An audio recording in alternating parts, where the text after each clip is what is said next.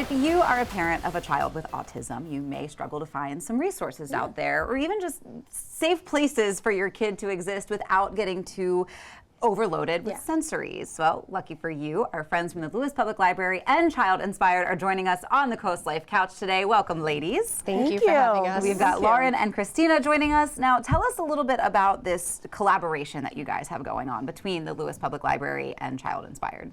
So Child Inspired started collaborating with the Lewes Public Library, I believe it was 2021, coming out of the pandemic. Jen Noonan, the children's librarian, had reached out, was looking for some more programming support.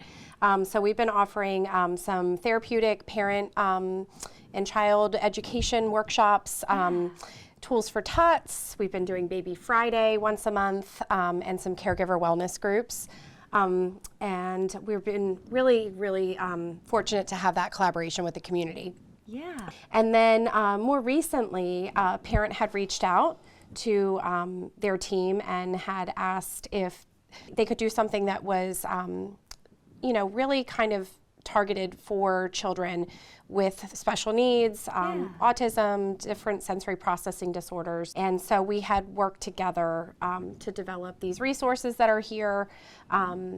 And Lauren can speak a little bit more to that, maybe. Yeah, you guys brought some resources. Yeah, it's great. So there's 2 of these bags that hang in the children's programming room at the Lewes Library. And inside there is a weighted lap blanket, noise canceling headphones. Very cool. Yep, so that's nice. Nice pair of noise canceling headphones, and then this communication board. So what can, there's actually a gigantic version of this in the library itself, so patrons can use it as they need.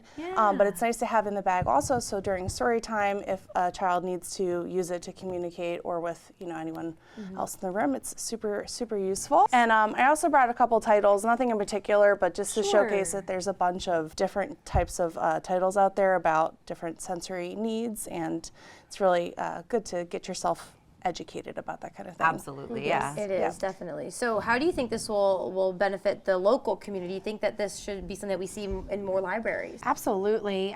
We've had, Child Inspired has been in communication with some of our other local public libraries, asking for resources like this, asking for training for their staff as well. So this weighted lap pad is helpful not only for children who may feel sensory overload and be sensitive to busy environments, but also for kids who have a lot of wiggles. So that extra weight tends to help them feel a little calmer and a little bit easier to focus. So it was really important to us that when we're teaming up with the library that we're providing strategies that help the programming that they already have in place be inclusive. And so that was why, these resources are readily available for families. Lauren mentioned this large communication board, so for children that may be nonverbal, or even really young children that just don't have those language skills yet, there's ways for them to point to the, maybe they need the bathroom or they're hungry, they need help.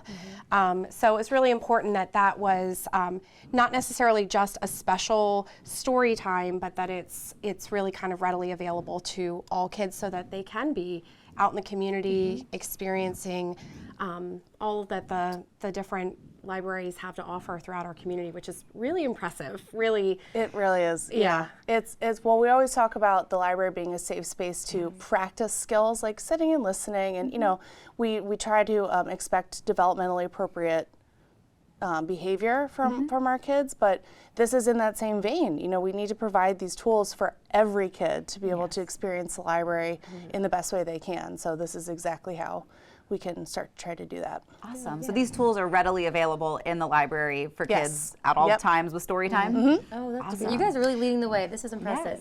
Or even outside of story time. So those bags that Lauren mentioned, so those are in the children's programming room. And so Lauren and Miss Jen have been introducing that to families. So when they come in, even if they're just reading a story with their child in, an area of the library that's not part of a program, These are available. they can use that. Yeah. Incredible. And you mentioned that Child Inspired, you guys do stuff once a month with the library.